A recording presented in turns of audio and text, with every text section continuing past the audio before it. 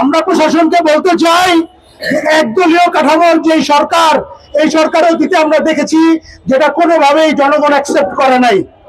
আপনারা যদি আবার ওই একদলীয় গণতন্ত্রের দিকে যাইতে চান, তাহলে জনগণ আপনাদেরকে সেই আগের মতোই প্রতিহত করবে ইনশাআল্লাহ।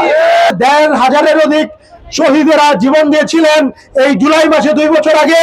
সেই জুলাই মাসে জুলাই পদযাত্রায় এই ধরনের গুন্ডামি, সন্ত্রাস ছাত্র জনতা এবং বাংলাদেশের জনগণ মেনে নেবে না।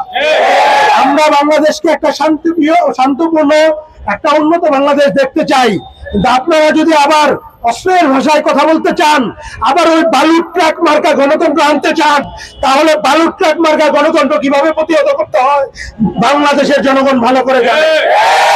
এই নারায়ণগঞ্জের বিপ্লবী জনতাকে উদাত্ত আহ্বান জানাবো, আজকের মতো ভবিষ্যতের সকল কর্মসূচিতে ইনশাআল্লাহ পাশে থাকবেন এবং যে কোনো গণতান্ত্রিক আন্দোলনে, ফ্যাসিস্ট বিরোধী সংগ্রামে এবং যে কোনো সন্ত্রাস, চাঁদাবাজি, গুন্ডামির বিরুদ্ধে আমরা অবশ্যই রাজপথে থাকবো ইনশাআল্লাহ। আজকের প্রোগ্রামে সবাই উপস্থিত হওয়ার জন্য আন্তরিকভাবে ধন্যবাদ জানিয়ে আজকের প্রোগ্রাম শেষ করছি। আসসালামু আলাইকুম ওয়া রাহমাতুল্লাহ। নারায়ণগঞ্জ সমাচারের সাথে থাকার জন্য ধন্যবাদ। লাইক, কমেন্ট ও শেয়ার করে পাশে থাকুন।